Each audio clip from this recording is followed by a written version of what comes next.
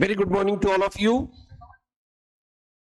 हम स्टार्ट करते हैं बच्चों। आज हम स्टार्ट करने जा रहे हैं बेटा इनकम टैक्स यानी डायरेक्ट टैक्स का रिवीजन। डायरेक्ट टैक्स हम लोग जानते हैं बेटा बहुत इंपॉर्टेंट अपने आप में सब्जेक्ट है और एक ऐसा सब्जेक्ट है बच्चों जो कि हम लोगों को यहां तो काम आता ही है, इंटरमीडिएट तो काम आते ही, ठीक है, फाइनल ईयर एग्जाम में भी पूरा सब्जेक्ट है और साथ ही साथ प्रैक्टिकल लाइफ में प्रैक्टिस में भी आप लोगों को बहुत काम आता है। और अगर हम प्रैक्टिस नहीं भी कर रहे हैं या सीए बनने के बाद या सीए नहीं भी करने बीच में छोड़ के भी अगर आप कहीं पर भी वर्किंग करते तो ये सब्जेक्ट अपने बहुत काम आता है। हम एक एक हेड लेके चलते हैं और फटाफट सारे हेड के रिकैप करते हैं। क्लियर बेटा? सबसे पहले उठाते बेटा हम इनकम फ्रॉम हाउस प्रॉपर्टी। जब बच्चों हम बात करते हैं income from house property head के लिए तो चार्जिंग सेक्शन है सेक्शन 22। सेक्शन 22 के अंदर मैंने आपको बताया था 3 कंडीशन हम लोगों को देखनी पड़ती है। देयर मस्ट बी हाउस और बिल्डिंग। पहली बात तो हाउस या बिल्डिंग होना चाहिए, उस हाउस या बिल्डिंग पर आपकी ऑनरशिप होनी चाहिए और वो मकान या बिल्डिंग आपके सेल्फ बिजनेस या प्रोफेशन में काम नहीं आना चाहिए। तीनों बातों को बहुत ध्यान से देखिएगा बेटा। सबसे पहली बात there must be house, house होना चाहिए, ऑनरशिप होना चाहिए। ऑनरशिप के साथ साथ हमें देखना पड़ेगा कि उस मकान को हम सेल्फ बिजनेस या प्रोफेशन के अंदर यूज नहीं करें। अगर तीनों कंडीशन सेटिस्फाइड है तो फिर ऐसे केस में इस मकान की इनकम को हम एचपी हेड में लेके जाएंगे। यह मैंने हाउस के साथ आप लोगों को बताया था एनी लैंड अपर टेनेंटेड टू। अगर मकान के साथ कुछ लैंड जुड़ा हुआ है जैसे आगे ओपन स्पेस है, पीछे बैक लाइन है, राइट साइड एमओ छूटा हुआ है, तो तय बात है ऐसे मकान का रेंट ज्यादा होगा लेकिन उसको भी हम किसके अंदर ही लेके चलेंगे, हाउस के अंदर ही लेके चलेंगे। जहां तक ऑनरशिप की मैंने बात की थी, ऑनरशिप में मैंने आप लोगों को बताया था कि गवर्नमेंट चूंकि बोलती है टैक्स हम लेंगे प्रॉपर्टी के मालिक से। अब जब प्रॉपर्टी के मालिक से टैक्स लेने की बात आती है तो पब्लिक यहां क्या काम करती है, ऑनर को ही हम चेंज कर देते सब। हम लोगों ने वहां सेक्शन 27 पढ़ा था डीम्ड ऑनर, और डीम्ड ऑनर के अंदर हम लोगों ने कंसेप्ट पढ़ा था कि अगर मान लीजिए आपने प्रॉपर्टी स्पाउस के नाम ट्रांसफर कर दी या सपोज करें अपने माइनर चाइल्ड के नाम ट्रांसफर कर दी या मैरिड डॉटर के नाम ट्रांसफर की। जैसे हमने डिस्कस किया था कि सपोज करें हमने प्रॉपर्टी ट्रांसफर कर दी स्पाउस के नाम। अगर आपने स्पाउस के नाम प्रॉपर्टी ट्रांसफर की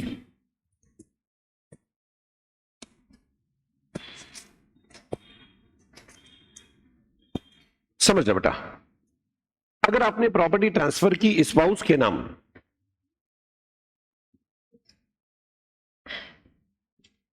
क्यों वर्किंग करना पड़ेगा ना बेटा। अगर आपने प्रॉपर्टी स्पाउस के नाम ट्रांसफर की तो गवर्नमेंट 1 अप्रैल 1956 को ही प्रोविजन बना चुकी थी कि आपने अगर स्पाउस के नाम कर दी हम टैक्स ट्रांसफर से ही लेंगे। वही मैंने आपको एक्सेप्शन भी बताए थे कि अगर हमने स्पाउस के नाम ट्रांसफर की लेकिन एडुकेट कंसिडरेशन है या एग्रीमेंट ऑफ लीव अपार्ट यानी अलग अलग रहने का समझौता है या इसी तरह से मेहर के रूप में अगर हमने प्रॉपर्टी ट्रांसफर की है तो ऐसे केस में फिर वो प्रॉपर्टी स्पाउस की ही मान ली जाएगी। यही बच्चों हम लोगों ने डिस्कस किया था टैक्स से बचने के लिए अगर मैं अपने माइनर चाइल्ड के नाम प्रॉपर्टी कर दी, माइनर के नाम प्रॉपर्टी कर दी तो ऐसे केस में प्रॉपर्टी जो है पेरेंट्स की पेरेंट्स को टैक्स देना पड़ेगा और पेरेंट्स के लिए टैक्सेबल होगी। अच्छा, इसी तरह से हम लोगों ने डिस्कस किया था मैरिड डॉटर के नाम पे प्रॉपर्टी कर दी। मैरिड डॉटर के नाम पर अगर हम प्रॉपर्टी कर देते हैं चूंकि स्त्री धन का कंसेप्ट लग जाता है तो ऐसे केस में प्रॉपर्टी किसकी मान ली जाती है, मैरिड डॉटर की। यही हम लोगों ने बात किया था इम्पार्शियल प्रॉपर्टी। अब बच्चों अगर कोई ऐसी प्रॉपर्टी है जिसका की पार्टीशन करना पॉसिबल नहीं है, बहुत छोटी प्रॉपर्टी हो गई, फिजिकली पार्टीशन करना पॉसिबल नहीं है या इमोशनली हम उसका पार्टीशन नहीं करना चाहते तो प्रॉपर्टी कहलाएगी इम्पार्शियल। और इसी इम्पार्शियल प्रॉपर्टी पर भी टैक्स तो लगेगा जो भी पर्सन उस प्रॉपर्टी को कंट्रोल एंड मैनेज करता है। यही हम लोगों ने बात किया था बेटा cooperative society.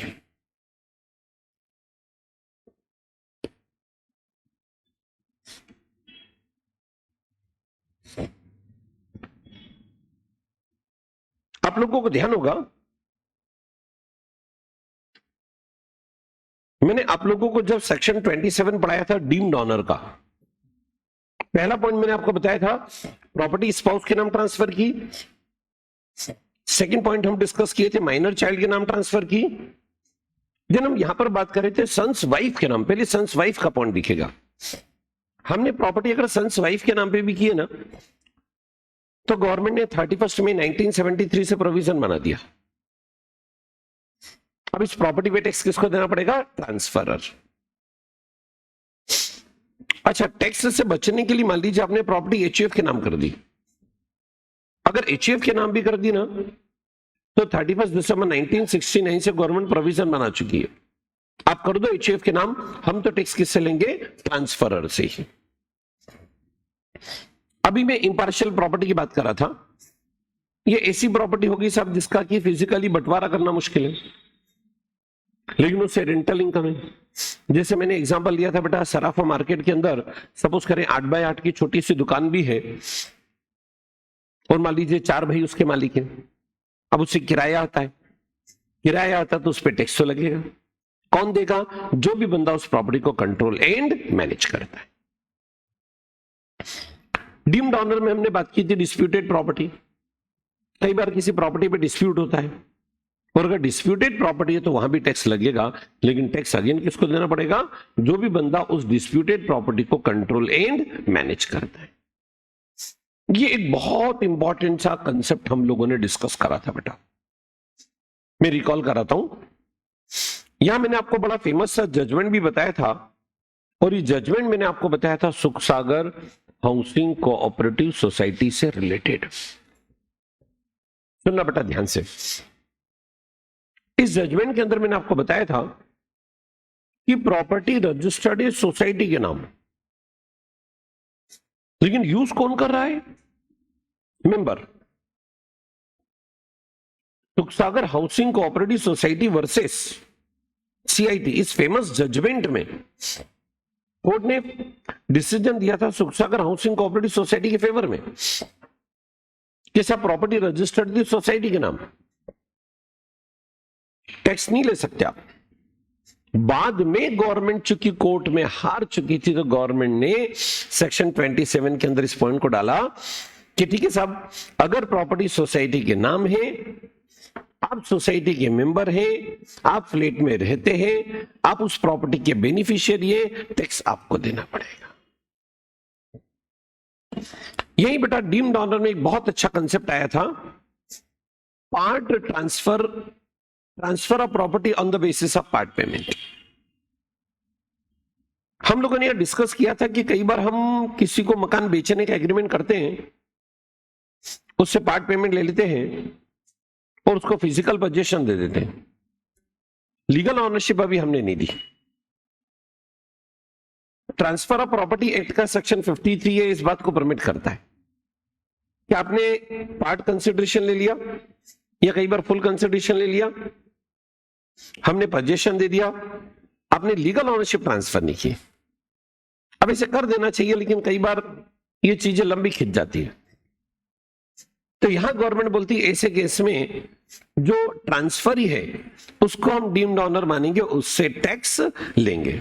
Subject to transfer of property act की तीनों कंडीशन सेटिस्फाइड हो। Number 1, return agreement must be there. Consideration का लेन देन हुआ, वो भी अकाउंट पे चेक, मतलब बैंकिंग सिस्टम से, भली पार्ट या full consideration. And physical position has been transferred. अगर तीनों कंडीशन साइमल्टेनियसली पूरी हो रही तो फिर वो प्रॉपर्टी पर टैक्स किसको देना पड़ेगा? ट्रांसफरी यानी बेनिफिशियरी। यही एक बहुत अच्छा केस हम लोगों ने और डिस्कस किया था।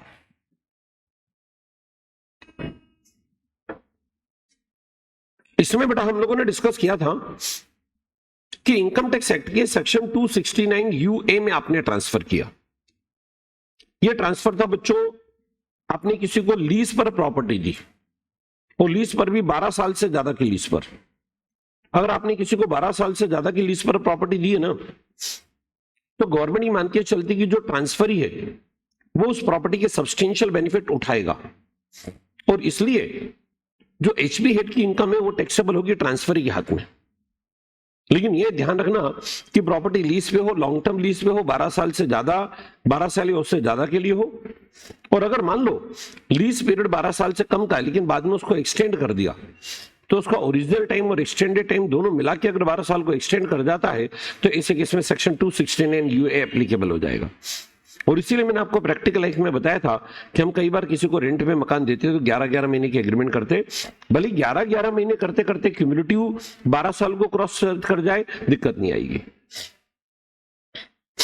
चलिए वापस आइएगा बेटा, आप याद करिए बेटा, एचपी हेड में एंट्री करने की कितनी कंडीशन थी? 3। पहली कंडीशन,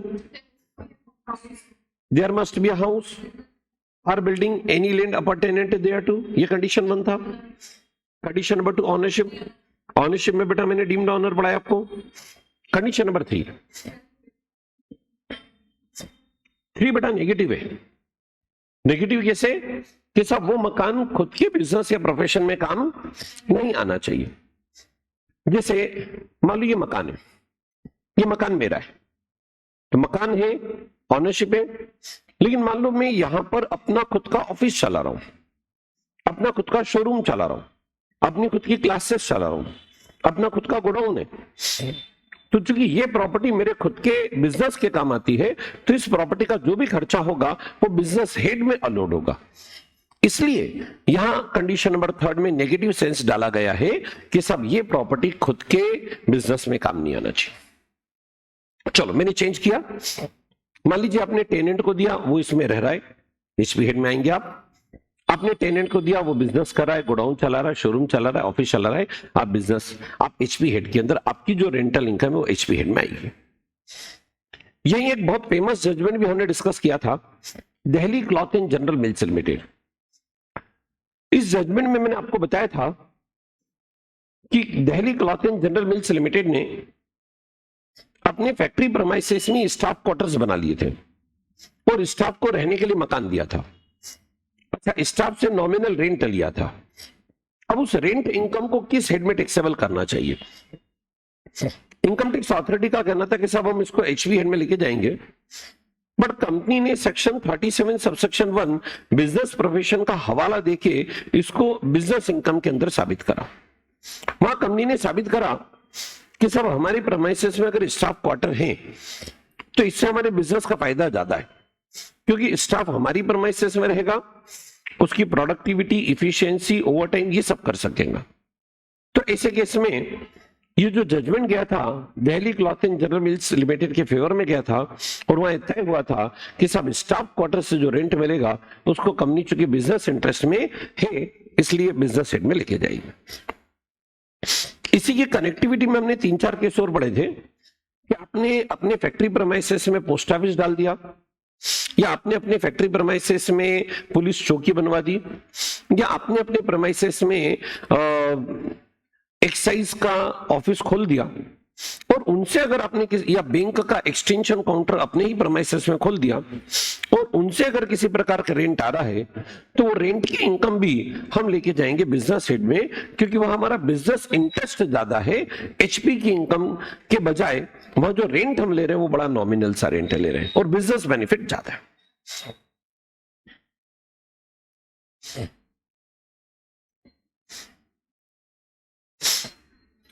समझिएगा बेटा, यहां तक तो मैंने सेक्शन 22 की तीनों कंडीशन समझी आपको। अब तीनों कंडीशन समझ लेने के बाद जैसे ही किसी मकान पर ये तीनों कंडीशन सेटिस्फाइड हो जाती है, हम जाते हैं सेक्शन 23 सबसेक्शन 1 के अंदर उस मकान का जीएवी निकालने के लिए। जीएवी का मतलब निकलता है रेंट अर्निंग कैपेसिटी। अब बच्चों जब रेंट अर्निंग कैपेसिटी निकालते हैं ना तो उस समय हम यानी गवर्नमेंट कहीं ना कहीं एक्चुअल रेंट आपका नहीं देख रही है, बल्कि गवर्नमेंट ये देखना चाहती है कि इस मकान से आपको रेंट कितना आ सकता है। गवर्नमेंट का थॉट ये है कि सब एचपी की इनकम कमाने वाले लोग छोटे करदाता हैं और इंटेंशनली वो जितना रेंट आता है वो कम दिखा सकते हैं। इसे हम जीएवी निकालेंगे सेक्शन 23 सबसेक्शन 1 के अंदर। मैंने जीएवी निकालने के लिए आपको 3 स्टेप बताई थी।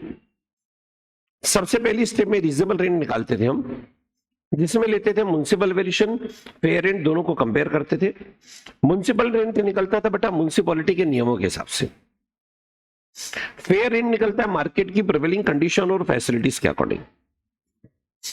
म्युनिसिपल वैल्यूएशन, फेयर रेंट दोनों में से जो ज्यादा, इसका कंपैरिजन हम करते थे स्टैंडर्ड रेंट से। Standard rent control act, sorry, standard rent control act government of India ने बनाया है, और स्टैंडर्ड रेंट कंट्रोल एक्ट में कई बार स्टैंडर्ड रेंट एक्चुअल रेंट से भी बहुत ज्यादा आ जाता था। इसीलिए बलबीर सिंह नाम के जजमेंट में कोर्ट को हस्तक्षेप करके बोलना पड़ा कि साहब क्योंकि आपका स्टैंडर्ड रेंट ज्यादा आ जाता है, जो कि एक्चुअल रेंट से भी ज्यादा होता है, और आप नोशनल रेंट पे टैक्स नहीं लगा सकते, तभी जाके गवर्नमेंट ने नियम बना दिया कि सब standard rent is the maximum limit. और इसीलिए हम क्या करते हैं, म्युनिसिपल वैल्यूएशन, फेयर रेंट दोनों में से जो ज्यादा, स्टैंडर्ड रेंट दोनों में से जो कम, ये एक रीजनेबल रेंट आया प्रॉपर्टी का। स्टेप नंबर सेकंड में हम रीजनेबल रेंट को कंपेयर करते बच्चों एक्चुअल रेंट से, और अगर एक्चुअल रेंट ज्यादा है तो वही जीएवी हो गया, और अगर मान लीजिए एक्चुअल रेंट कम है, जितना रीजनेबल असेसमेंट डिपार्टमेंट का था उससे एक्चुअल रेंट कम है, फिर हम लोगों ने स्टेप बनी थी, स्टेप नंबर 3 पे जाते हैं, तो हम इस बात को इन्वेस्टिगेट करते हैं कि एक्चुअल रेंट के कम होने का कारण क्या। अगर एक्चुअल रेंट के कम होने का कारण एकमात्र वैकेंसी है तो हम उस बात को कंसिडर करते हैं, एक्चुअल रेंट को लेके चलते हैं। एक्चुअल रेंट के कम होने का कारण, मान लीजिए वैकेंसी नहीं है, मकान आपका पूरे 12 महीने ऑक्यूपाइड रहा, अदर रीजंस आर देयर, तो इन दैट केस आरआर को ही हम वैकेंट, आरआर को ही जीवी मान लेते हैं। और अगर ऐसी सिचुएशन है कि एक्चुअल रेंट कम है बट उसके कम रहने का कारण वैकेंसी और अदर रीजन दोनों है, पार्टली वैकेंसी है पार्टली अदर रीजन है, दोनों है, तो ऐसे केस में आरआर में से हम वैकेंसी लॉस को माइनस करते हैं और ये हमारे पास ग्रॉस एनुअल वैल्यू आता है। ये बेटा मैंने आप लोगों को जीएवी निकालने का तरीका बताया था, और बच्चों ध्यान रखना जरा, एचपी हेड के अंदर अगर आपने दो बातें ध्यान रख ली, जीएवी और इंटरेस्ट का कैलकुलेशन मतलब एचपी हेड आप बहुत आसानी से कर सकते हैं। नाउ फिर हम लोगों ने फॉर्मेट समझा, ये फॉर्मेट समझा था लेट आउट प्रॉपर्टी का कैलकुलेशन कैसे करेंगे। अगर कोई प्रॉपर्टी लेट आउट है तो सबसे पहले आपको निकालना पड़ेगा gross annual value. Gross annual value निकालते बेटा सेक्शन 23 सबसेक्शन 1 के अंदर, ये किसी मकान की रेंट अर्निंग कैपेसिटी जो 3 स्टेप से निकालना मैंने को सिखाया। जब हम माइनस करेंगे म्युनिसिपल टैक्स, म्युनिसिपल टैक्स आपको क्वेश्चन में दिया जाएगा, म्युनिसिपैलिटी के नियमों के हिसाब से निकलता है, लेकिन वही मैंने आपको बताया पेड बाय ऑनर, यानी म्युनिसिपल टैक्स की deduction on the basis of payment. आपने पेमेंट किया तो डिडक्शन है, मान लीजिए इस साल कोई पेमेंट नहीं, कोई डिडक्शन नहीं, इस साल आपने इस साल का पिछले साल का दोनों साल का म्युनिसिपल टैक्स दे दिया, दोनों के deduction. Paid by honour, landlord ने पेमेंट करा, कोई डिडक्शन नहीं, पेमेंट किसके द्वारा होना चाहिए, ऑनर के द्वारा। यहीं पर एक बात और ध्यान रखना, क्वेश्चन करते समय कई बार आपको म्युनिसिपल टैक्स का परसेंटेज दे दिया जाएगा कि म्युनिसिपल टैक्स 10% है। अब किस पर किसका 10% ये पता नहीं होगा, तो ऑलवेज आप उसको निकालना म्युनिसिपल वैल्यू पर, बराबर बेटा। म्युनिसिपल टैक्स माइनस करेंगे तो हमारे पास नेट एनुअल वैल्यू आ जाएगा। स्टैंडर्ड डिडक्शन माइनस करते हम सेक्शन 24 के अंदर, सॉरी वापस से मैं रिपीट करता हूं इस बात को। हमने नेट एनुअल वैल्यू निकाल दिया।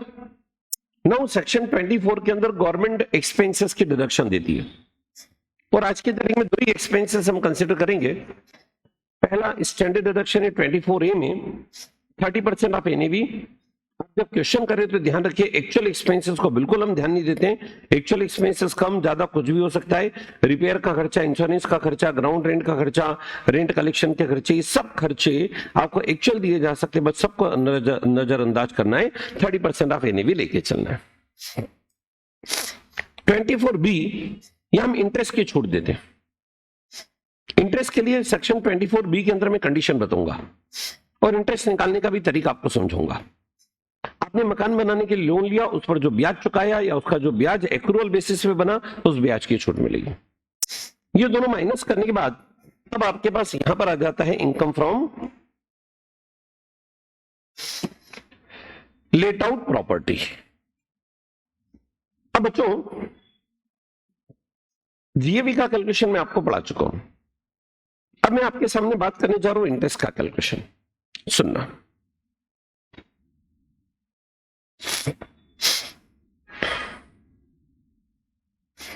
ध्यान से समझना। इंटरेस्ट के लिए गवर्नमेंट ने सेक्शन 24B बनाया है, लेकिन गवर्नमेंट बहुत रिजिड है। 3 कंडीशन सेटिस्फाइड होनी चाहिए। पहली बात, there must be a depth.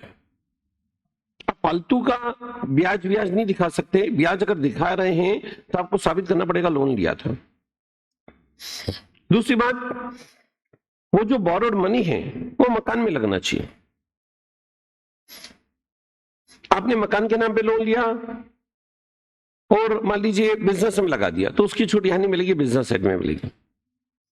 आपने मकान के नाम पे लोन लिया और कई ऐसे लोग होते मकान के नाम पे लोन ले लिया और शादी कर ली सब। नहीं, कई ऐसे व्यापारी होते हैं क्योंकि बड़ा सोशल स्टेटस होता है और ऐसे सोशल फंक्शन में वो दिखावा करके बिजनेस के अंदर गुडविल स्टैब्लिश करने की कोशिश भी करते हैं। अब ऐसे केस में ये आपने पर्सनल पर्पस से फंड डिप्लॉय कर दिया, इस इंटरेस्ट की छूट कहीं नहीं मिलेगी। आपने मकान ए के लिए मकान ए को मॉर्गेज करके लोन लिया और पैसा मकान बी के कंस्ट्रक्शन में लगा दिया, तो ब्याज की छूट मकान बी के अंदर मिलेगी। तो borrowed money must be utilise for house property. House के रिनोवेशन के लिए पैसा यूज कर सकते हो, रिपेयर के लिए यूज कर सकते हो, कंस्ट्रक्शन के लिए यूज कर सकते हो, परचेस के लिए यूज कर सकते हो। परचेस एंड कंस्ट्रक्शन की प्रोसेस में जो खर्चे लगते हैं उसके लिए यूज करो, but ultimately borrowed fund should be utilise for the purpose of house. तीसरी एक और इंपॉर्टेंट कंडीशन है जिसको ध्यान से सुनना, interest must be paid or payable.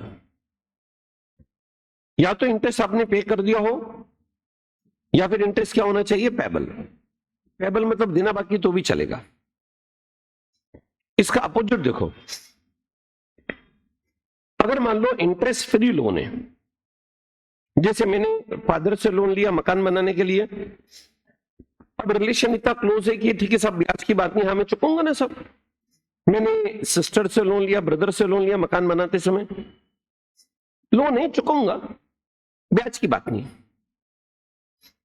क्या नेचर ऑफ रिलेशनशिप इतना क्लोज है कि चूंकि ब्याज मैं नहीं दे रहा हूं तो यह डिडक्शन भी नहीं मिलेगा।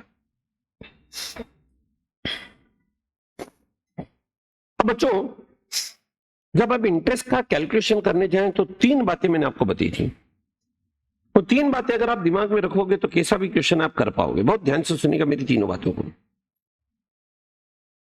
सबसे पहली बात, प्रीवियस ईयर का जितना भी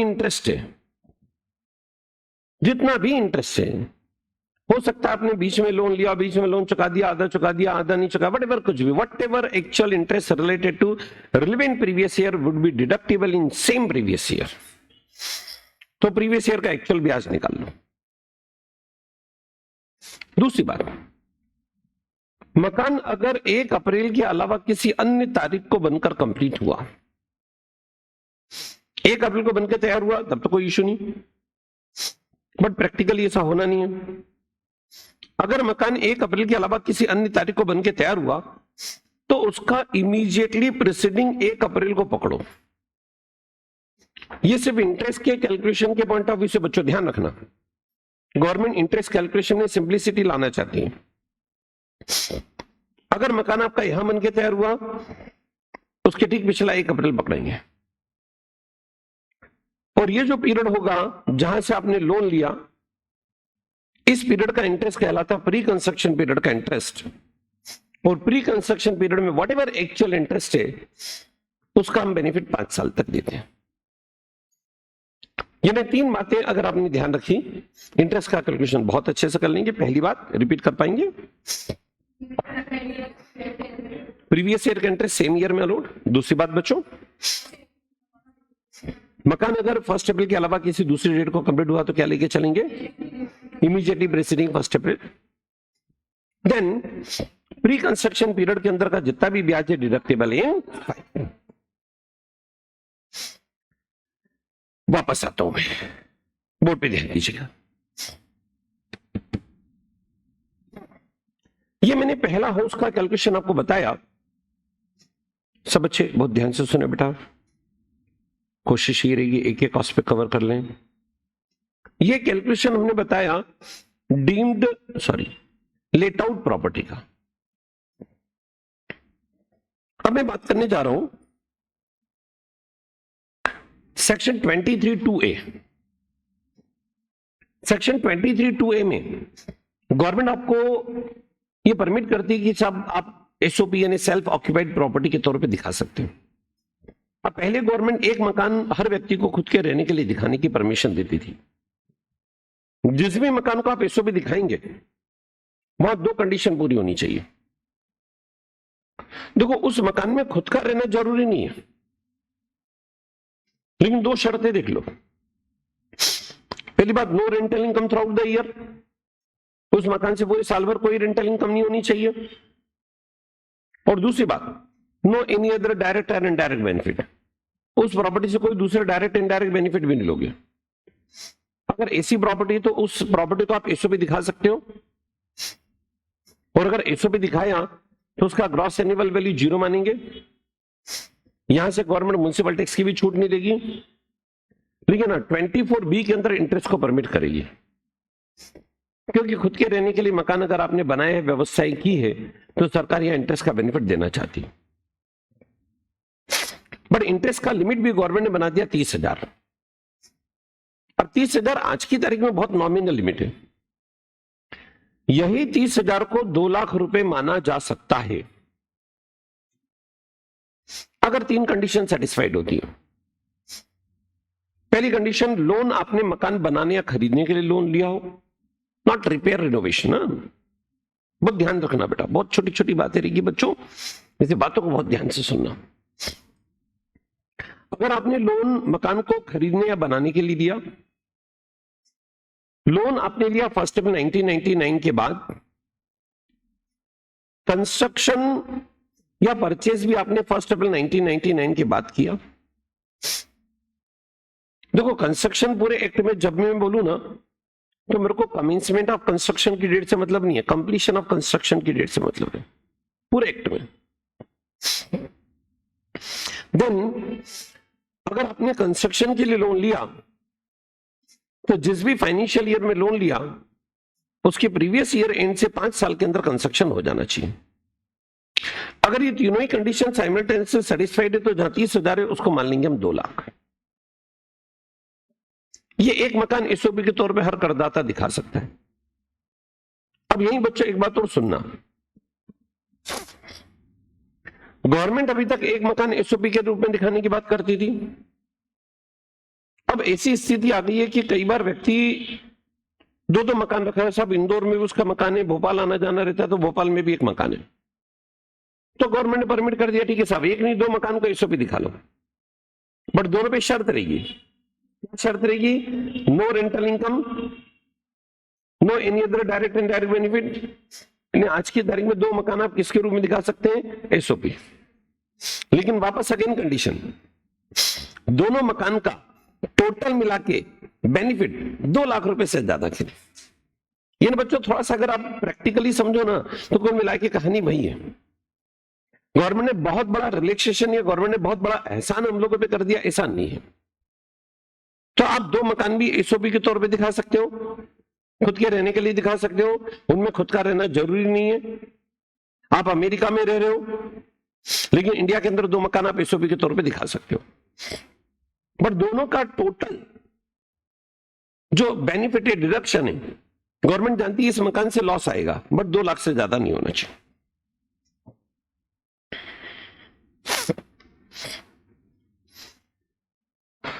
अब यहीं पर एक और बात, मान लीजिए एक असेसी है और उसके पास इस तरह से 5-6 मकान है। अब आप 2 मकान को तो एसओपी दिखा सकते हो, बाकी के बचे हुए मकान अगर आपने वेकेंट रखे तो गवर्नमेंट उनको डीएलओ ही मानेगी, deem to be let out ही मानेगी। अब किसको एसओबी दिखाना है, किसको डीएलओ दिखाना है, ये आपके लिए ऑप्शन है, गवर्नमेंट ऐसा कंपलसरी नहीं करती। क्लियर? दो से ज्यादा मकान को हम deem to be let out मानेंगे, और deem to be let out का कैलकुलेशन वैसे ही करना पड़ेगा जैसा कि हम लेट आउट प्रॉपर्टी का करते हैं। बस एक बात ध्यान रखिएगा, यहां जब जीएवी निकालने जाएंगे तो आरआर ही हम लोगों के लिए जीएवी हो जाएगा, हमें एक्चुअल रेंट तक जाने की जरूरत ही नहीं पड़ेगी। आरआर ही क्या हो जाएगा बेटा? जीएवी। बाकी rest of the process same है। ध्यान दीजिए, अगली कैटेगरी की मैं बात कर रहा हूं। अगर हाउस प्रॉपर्टी ऐसी है जो partly SOB partly let out है, जैसा कि ये सिचुएशन मैंने आपके सामने रखी। भाई 40% पार्ट आपके खुद के रहने के काम आता है, 60% पार्ट आपने किराए पर दिया, या ऐसा मकान है उसका यूनिट 1 अलग है, यूनिट 2 अलग है, यूनिट 3 अलग है, यूनिट 4 अलग है। तो ऐसे केस में सभी को हम इंडिपेंडेंट अलग अलग प्रॉपर्टी मानेंगे और सबका कैलकुलेशन अलग अलग करेंगे। जैसे इस केस में ये यूनिट सेल्फ ऑक्यूपाइड है, ये यूनिट खुद के बिजनेस में काम आ रही है, ये लेट आउट है, ये लेट आउट है। तो जो लेट आउट है उसका कैलकुलेशन लेट आउट की तरह करिए, जो सेल्फ रेसिडेंस में काम आ रही उसका कैलकुलेशन एसओबी की तरह करिए, जो सेल्फ बिजनेस में काम आ रही उसका कैलकुलेशन हम कहां करेंगे? बिजनेस प्रोफेशन हेड में। क्या है तक सब बच्चों को क्लियर?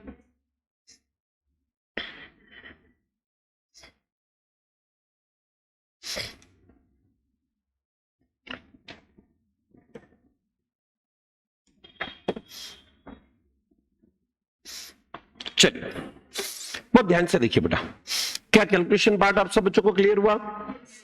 चलिए आगे बढ़ते हैं। अब कई बार ऐसी नौबत आएगी कि मकान आपने शो करेंगे स्टॉक इन ट्रेड के तौर पे। भाई आप ये साबित करना चाहेंगे मकान हम खरीदने बेचने का काम करें, तो गवर्नमेंट 2 साल तक तो उस मकान का जीएवी 0 मान लेगा। बराबर बेटा? अगर आप ये शो करें कि मकान में लिए स्टॉक के साथ खरीदने बेचने का काम करो, 2 साल तक हम क्या मान लेंगे? उसको जीएवी को 0 मान लेंगे, लेकिन उसके बाद से तो फिर हम टैक्सेशन करना चालू करेंगे। फिर मैंने बात किया था बेटा कंपोजिट रेंट। कंपोजिट रेंट यानी संयुक्त किराया। कई बार हम क्या करते हैं, मकान के साथ साथ सामने वाले को बहुत सारी सर्विसेज भी दे रहे हैं। मकान दिया, मकान के साथ हम उसको लिफ्ट फैसिलिटी दे रहे हैं, इलेक्ट्रिसिटी फैसिलिटी दे रहे हैं, वाटर फैसिलिटी दे रहे हैं, मेंटेनेंस फैसिलिटी दे रहे हैं, गार्डन फैसिलिटी दे रहे हैं, और जमाने भर की एमिनिटीज दे रहे हैं। रेंट हम ज्यादा ले रहे हैं, तो यहां आपको क्या करना पड़ेगा? मकान का रेंट कंपलसरी अलग करना पड़ेगा और जो एमिनिटीज है उसका रेंट अलग करना पड़ेगा। मकान के रेंट को आप एसवीएट के अंदर लेके जाओगे और जो एमिनिटीज है उसके रेंट को या तो बिजनेस एड या अदर सोर्सेस में लेके जाना पड़ेगा। मान लीजिए आपने मकान के साथ और अन्य एसेट भी दी, जैसे हमने किसी को मकान किराए पर दिया विद फर्निश्ड, मकान में फर्नीचर के साथ किराए पर दिया, तो कई बार हमें देखना पड़ेगा कि क्या ये इनसेपरेबल है। जैसे अगर हम रवि नाट्य गृह किराए पे लेने जाते हैं, हमें अगर महंगा पड़ रहा है तो हम उसको ये नहीं बोल सकते भैया फर्नीचर हटा लेना, वो एक सेटअप ही किराए पर देता है। तब ऐसे केस में मकान को और असेट को हम अलग अलग नहीं कर सकते, तो फिर अब एचपी हेड में नहीं जा रहे, पूरे इंटायर अमाउंट का है तो बिजनेस हेड में ले जाएंगे, फिर अदर सोर्सेस। जहां सेपरेशन करना पॉसिबल है कि भाई मकान अलग फर्नीचर अलग या असेट अलग, तो वह मकान के अमाउंट को तो एचपी हेड में लेके जाइए, और जो असेट आपने किराए पर दी उसके अमाउंट को कहां लेके जाएंगे? या तो अदर सोर्सेस या फिर बिजनेस प्रोफेशन। पक्का बेटा? बहुत ध्यान से बच्चों में एक एक पॉइंट को कवर करने की कोशिश करूंगा। अब बहुत ध्यान से सुनो, एक एक एस्पेक्ट कवर हो जाएगा, बस थोड़ा सा अटेंटिव रह के चीजों को सुन लो। इतना क्लियर बच्चों? हाँ जी, अगर प्रॉपर्टी आउटसाइड इंडिया है, भारत के बाहर प्रॉपर्टी है और पर्सन रेसिडेंट है, तो आप याद करो मैंने बताया था रेसिडेंशियल स्टेटस में कि रेसिडेंट पर्सन के लिए तो गुनाह है, वो हिंदुस्तान का रेसिडेंट है। अमेरिका में प्रॉपर्टी उसने किराए पे देके रखी, रेंट इंडिया में टैक्सेबल होगा। लेकिन अगर एसएससी नॉन रेसिडेंट है या resident but not ordinary resident है और फॉरेन में प्रॉपर्टी है, वो सिर्फ तभी टैक्सेबल होगी जब वो इनकम डायरेक्टली इंडिया में रेमिट हो, तो सॉरी रेमिट नहीं, रिसीव्ड हो। रेमिट शब्द अलग है, रिसीव्ड अलग है। डायरेक्ट क्या हो बेटा, इंडिया में रिसीव्ड। अब बच्चों यही एक बहुत अच्छा कंसेप्ट और मैंने बताया था बच्चों, 2 मिनट ध्यान से सुनो। को ऑनरशिप, ये देखिएगा,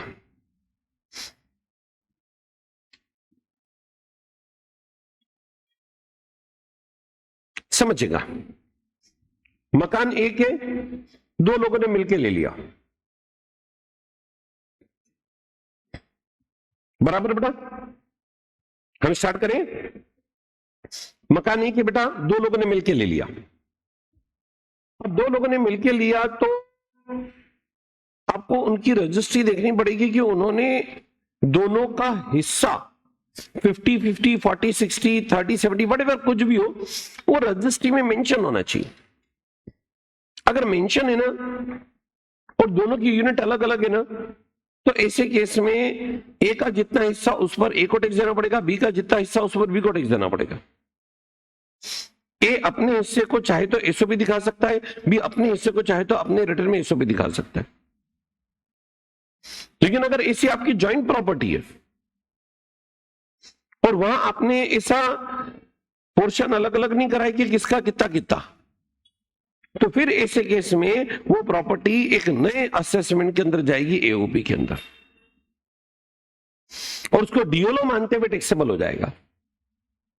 और आप एक बात को ध्यान से सुनना बेटा, एक बार अगर एसोसिएशन ऑफ पर्सन के रूप में उस प्रॉपर्टी का असेसमेंट हुआ ना, तो बोलो आपको एसओपी का भी बेनिफिट नहीं मिलना, क्योंकि एसओपी का बेनिफिट किसको मिलेगा, इंडिविजुअल और एचईएफ को बस। तो याद करिए सेक्शन 26 मैंने आपको पढ़ाया था, को ऑनरशिप, मकान एक है, 2 लोगों ने मिलकर ले लिया। फिर एचपी हेड में कुछ मकान हम लोगों ने ऐसे पढ़े थे बेटा जो एग्जम्प्टेड है, कर मुक्त है। मकान है लेकिन गवर्नमेंट ने एग्जाम कर रखा है, जैसे फार्म हाउस की प्रॉपर्टी है।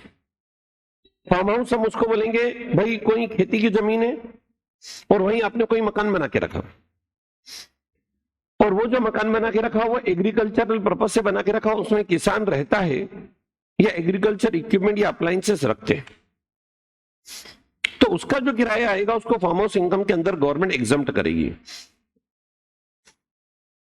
ऐसी जो 1947 में जब हिंदुस्तान आजाद हुआ था, उस समय कई सारे जो रूरल से शासक नवाब राजा थे, उन लोगों ने जब गवर्नमेंट ऑफ इंडिया के फेवर में अपनी अथॉरिटी दी, तो उन लोगों को एक स्पेशल परमिशन दी गई थी कि आप लोगों का एक महल 1 पैलेस एक्स रूलर के तौर पे आपका एग्जम्प्टेड रहेगा। मतलब अगर कोई एक्स रूलर है तो एक तो उसको एसओपी का बेनिफिट मिलता है, ये 23(2)(a) के अंदर उसको 1 पैलेस का और एग्जम्पशन मिल जाता है।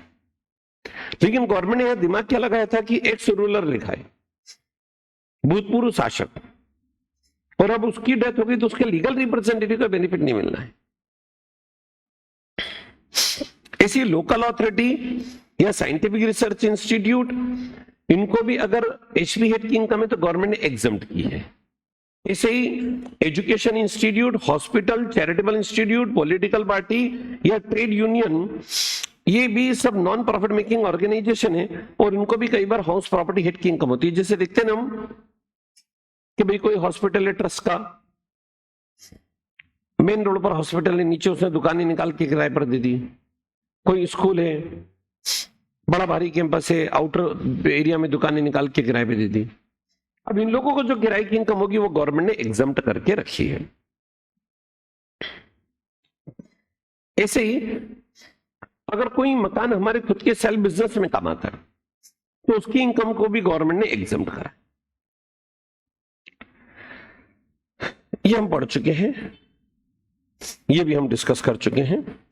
जीएवी का कैलकुलेशन हम डिस्कस कर चुके हैं। इंटरेस्ट का डिडक्शन मैं आपको बता चुका 2 लाख रुपए तक। हाँ,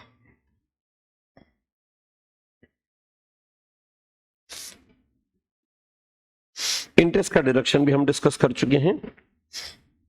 इंटरेस्ट प्री कंस्ट्रक्शन पीरियड भी मैं डिस्कस कर चुका हूं आप लोगों से। इंटरेस्ट का डिडक्शन एक्रूअल बेसिस में मिलता है, बता चुका हूं मैं। इंटरेस्ट पेड या पेबल होगा, ये पॉइंट। यस,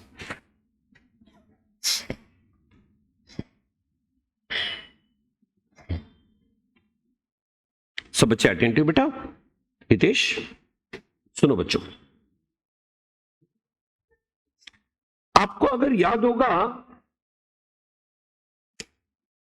बच्चों, आपको अगर याद होगा तो मैंने आप लोगों को जीएवी का कैलकुलेशन बताया था।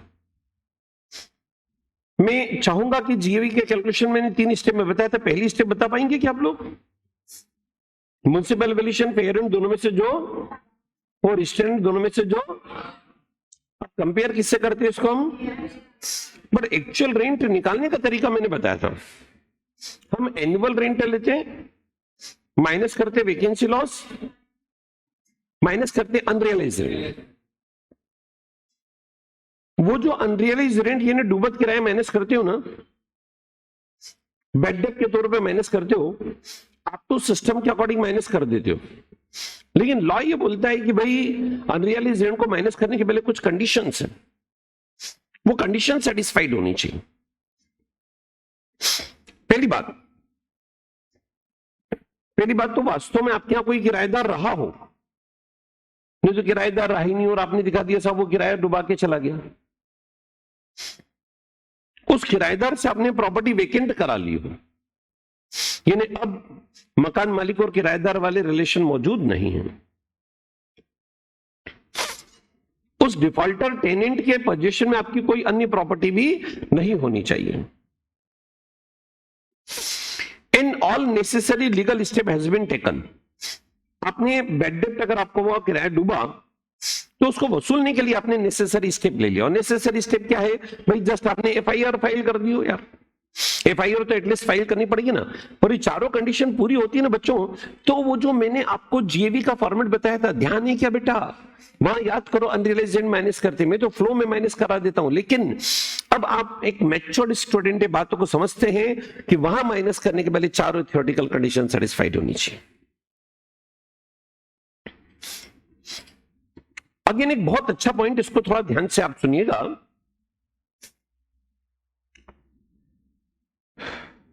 बच्चों बेटा मैं सुनना बच्चों,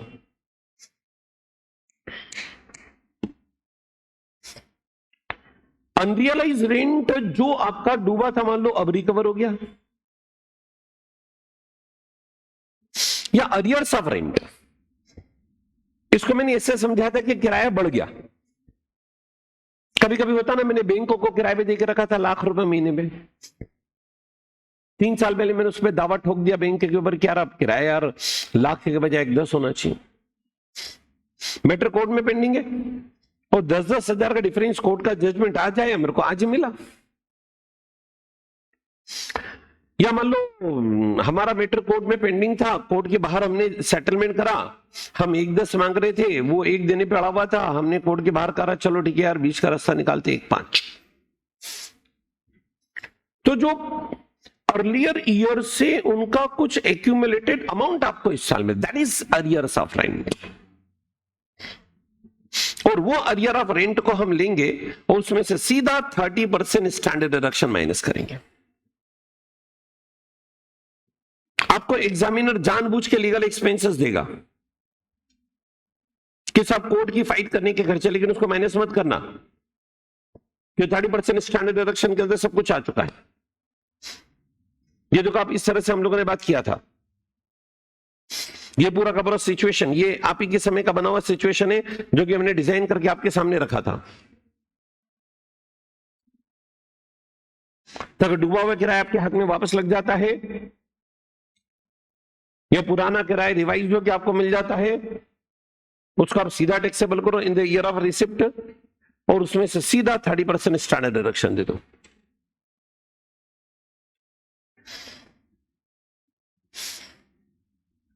म्युनिसिपल टैक्स की बात कर चुके थे। हाँ, अंतिम बात इस हेड की, डिसअलाउड एक्सपेंसेस सेक्शन 25। देखो वैसे तो एक्सपेंसेस के तौर पे एक ही तो एक्सपेंसेस यहां अलाउड होता है, वो होता है इंटरेस्ट।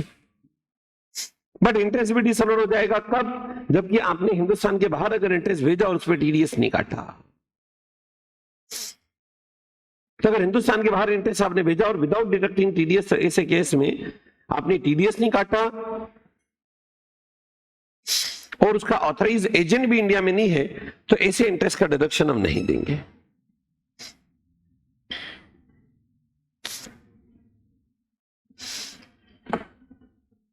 बच्चों सुनना बेटा, मेरी बात सुनो। मैंने एचपी हेड से रिलेटेड सारे कंसेप्ट आपको करा दिए। में प्रैक्टिकल एस्पेक्ट से रिलेटेड कुछ टेक्निकल बातें जो आप बच्चों के रिवीजन के दरमियान आपके दिमाग में आनी चाहिए, वो आपको बताने जा रहा हूं। बच्चों जैसा कि आप बहुत अच्छे से जानते हैं, एक करदाता 2 मकान एसओपी दिखा सकता है। अब एग्जामिनर आपके सामने ऑप्शन क्रिएट कर देगा कि साहब 3 मकान है। अब बताओ जी, 2 किसको एसओपी मान लें और 1 किसको डीएलओ मान लें।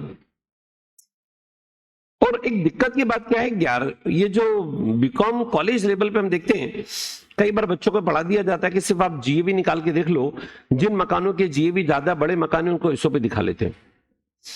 लेकिन आप चूंकि प्रोफेशनल स्टूडेंट है तो आपको एक बात ध्यान रखनी पड़ेगी कि अगर मान लो बड़े मकान को आपने एसओपी दिखा दिया और मान लो उसमें लोन ज्यादा है, उसका ब्याज ज्यादा है, तो आपको यह भी ध्यान रखना पड़ेगा कि उस मकान में एक ड्रॉबैक है, ब्याज आप चुका भी रहो, लेकिन एसओपी वाले केस में 2 लाख से ज्यादा का बेनिफिट नहीं ब्याज का। अगर ब्याज 2 लाख के अंदर है तब तो आप जीएवी वाले क्राइटेरिया पे चले जाओ। ऐसा प्लानिंग ओरिएंटेड क्वेश्चन मैंने आप लोगों को कराया है जहां पर कि 3 मकान है, एक को अपने को डीएलओ, 2 को एसओपी मानना है। तो मैंने बहुत सिस्टमेटिक तरीके से आपसे वर्किंग कराया था। कैसे वर्किंग कराया था वो मैं आपके सामने रख देता हूं।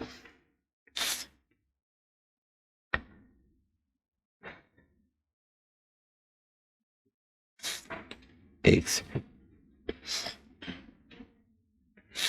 हाँ जी, पहले बेटा मैंने वर्किंग नोट बनाया था। देखो कैसा वर्किंग नोट था बच्चों, देखो टैक्स प्लानिंग से रिलेटेड तीनों को मैंने एसओपी माना। अगर इसको एसओपी माने, इसको एसओपी माने, इसको एसओपी माने तो क्या? तीनों को मैंने डीएलओ माना, इसको डीएलओ माने, इसको डीएलओ माने, इसको डीएलओ माने, इसको डीएलओ माने तो क्या?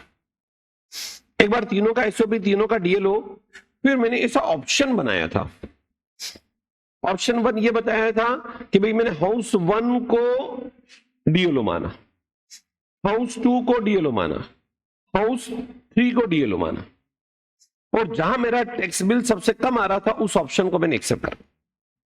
फिर मैं मेरी बात को रिपीट करता हूं बच्चों, देखो ये ऐसे क्वेश्चन है जो एक बार के आपके होने बहुत जरूरी है।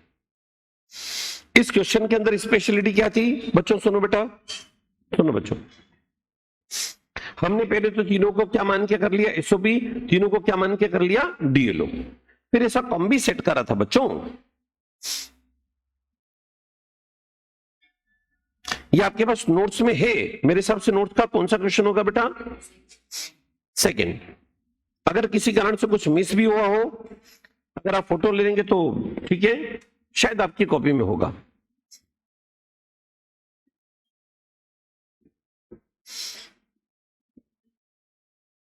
ठीक है, आगे बढ़े हम बच्चों, आगे बढ़े।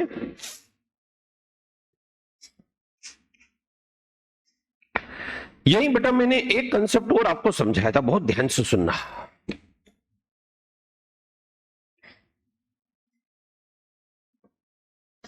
ये कंसेप्ट मैंने ऐसा सिखाया था आपको,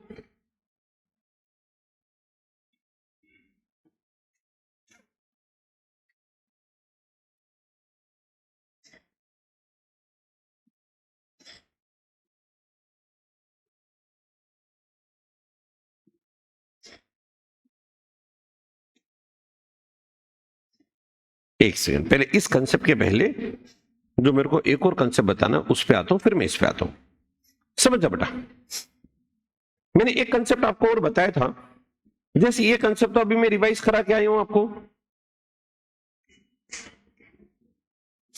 कि भाई partly SOP partly let out, तो ऐसे कैसे में मकान को कितने हिस्सों में मान लोगे आप, अलग अलग यूनिट अलग अलग लेके चलेंगे, सबका कैलकुलेशन अलग अलग, पक्का।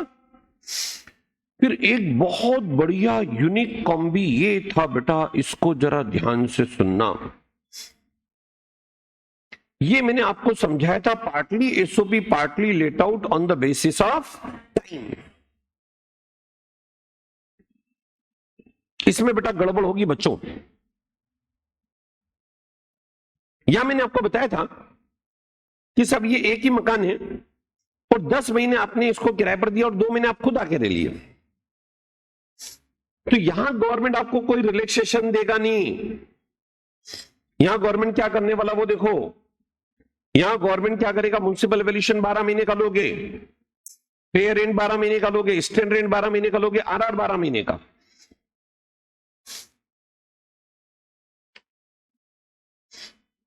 आरआर कितने महीने का आएगा बेटा, 12 महीने का। और 10 महीने रेंट पे रहा ना, क्या आप देखो 10 महीने का रेंट लिया मैंने,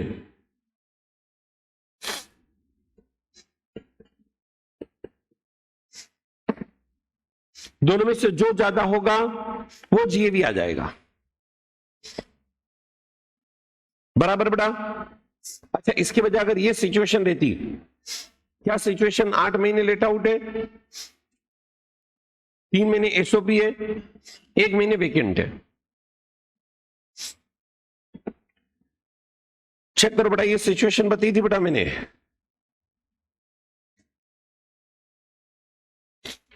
याद है बेटा, 8 महीने हमने लेट आउट करा, 3 महीने खुद रह लिए, 1 महीने वेकेंट रहा।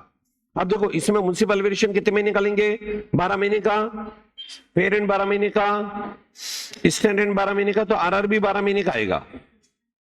एक्चुअल रेंट देंगे आप 9 महीने का, 1 महीने का वैकेंसी माइनस करेंगे और फिर उसके बाद कंपैरिजन करेंगे विच एवर इज हायर। पक्का बेटा, ये सिचुएशन बहुत अच्छी सिचुएशन थी, मैंने आपको बताई थी। ये सब वो बातें हैं बेटा जो एग्जाम में उतरने के पहले एक बार का रिवीजन होना बहुत जरूरी है। इस हेड का रिवीजन में समाप्त करूं उसके पहले एक अंतिम बात और ध्यान से सुन लो।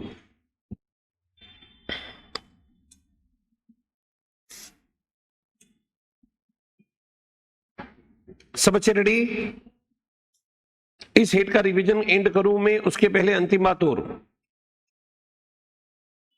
बच्चों, मैंने आप लोगों को बताया था कि रेगुलर टैक्स स्कीम अलग है, जहां पर 2,50,000 रुपए तक का बेनिफिट है, फिर 5%, फिर 20%, 30% टैक्स रेट है, 80C से 80 तक की जमाने भर की डिडक्शन है। बट कहीं ऐसे करदाता है जिनका कहना बनता है, बोले साहब ये 80C से 80 तक की डिडक्शन विडक्शन हम लोगों को नहीं चाहिए, और हम लोगों को तो ये जो आप सेविंग या इन्वेस्टमेंट प्लान बनाते हो उन पे नहीं जाना, हमसे तो हमारी इनकम कमाते बनता है, उस पर टैक्स ले लो। तो गवर्नमेंट ने एक वैकल्पिक स्कीम बना के रखी सेक्शन 115 BAC में, और सेक्शन 115 BAC के अंदर क्या वैकल्पिक स्कीम है, बहुत ध्यान से सुनना। मैंने पहले एचपी हेड का एक क्वेश्चन कराया था आपसे, इसमें बिजनेस हेड का पॉइंट भी कराया था। ये 80C से 80 तक की डिडक्शन मैंने माइनस कराई, और ये टोटल इनकम जैसे नॉर्मल तरीके से निकालते वैसे निकाला था। फिर मैंने ये क्वेश्चन आप लोगों को कराया था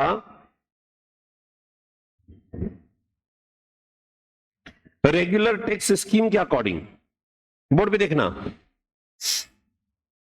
रेगुलर टैक्स स्कीम के अंदर हम लोग 2.5 लाख रुपए तक टैक्स जीरो ले लेते हैं, 5%, 20%, 30%।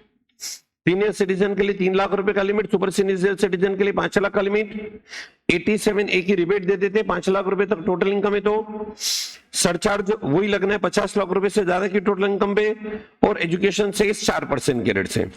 ये नॉर्मल रेगुलर टैक्स स्कीम है। लेकिन अगर कोई करदाता रेगुलर टैक्स स्कीम के बजाय सेक्शन 115 बीएससी में जाता है। कैसे करेंगे समझाया था बेटा मैंने। जो इधर टोटल इनकम ही थी उस टोटल इनकम को पकड़ लो, 80C से 80U तक की रिबेट को प्लस कर लो, क्योंकि 80C से 80U तक की रिबेट, सॉरी रिबेट बोलना गलत है, डिडक्शन को 8 बैक कर लिया। एसओपी याद करो, एसओपी के अंदर इंटरेस्ट का बेनिफिट था, वो 8 बैक कर लो। अगर रेगुलर टेस्ट स्कीम में जाओगे तो हम एसओपी में ब्याज का बेनिफिट नहीं देंगे। एसओपी सेल्फ ऑक्यूपाइड प्रॉपर्टी में जितना ब्याज उसके बेनिफिट को 8 बैक कर लो। सैलरी के अंदर जो स्टैंडर्ड डिडक्शन है उसको 8 बैक कर लो, और ये 8 बैक करने के साथ साथ और कुछ एग्जम्पशन है जिनकी लिस्ट मैंने आप लोगों को दी है, वो भी 8 बैक कर लो। और ये 8 बैक करने के बाद अब जो टोटल इनकम है ना, इस पे टैक्स निकालो, 2.5 लाख तक 0, फिर 5%, 10%, 15%, 20%, 25%, 30% से। अब अगर आप इस अल्टरनेटिव टैक्स रिजिम में गए तो रिबेट तो आपको मिलेगा जी, क्योंकि आप 87A के अंदर अगर आप एलिजिबल हैं तो रिबेट तो मिलेगा। असेसी इंडिविजुअल होना चाहिए, टोटल इनकम 5 लाख रुपए तक होना चाहिए, उसको रिबेट की एलिजिबिलिटी है। सरचार्ज के नियम वैसे के वैसे ही रहेंगे, एजुकेशन सेस भी वैसा का वैसा ही रहेगा। और आपकी कॉपी में क्वेश्चन होगा, इसको भूलना मत। मैंने इस क्वेश्चन को इस तरह से भी कराया था कि सबसे पहले रेगुलर टैक्स स्कीम के अंदर इसका टैक्स निकाला था। क्लियर बच्चों? रेगुलर टैक्स स्कीम के अंदर इसकी टैक्स लायबिलिटी निकाल के बता दी आपको मैंने, और फिर उसके बाद में अल्टरनेटिव स्कीम के अंदर गया था। अल्टरनेटिव स्कीम के अंदर मैंने टोटल इनकम वो पकड़ा था, इसमें से मैंने जो 80 से 80 तक की डिडक्शन उसको एड बैक करा था और इस पर टैक्स निकाला था, और दोनों के बेसिस पे कंपेयर करा था which one is better, regular tax scheme, alternative tax regime.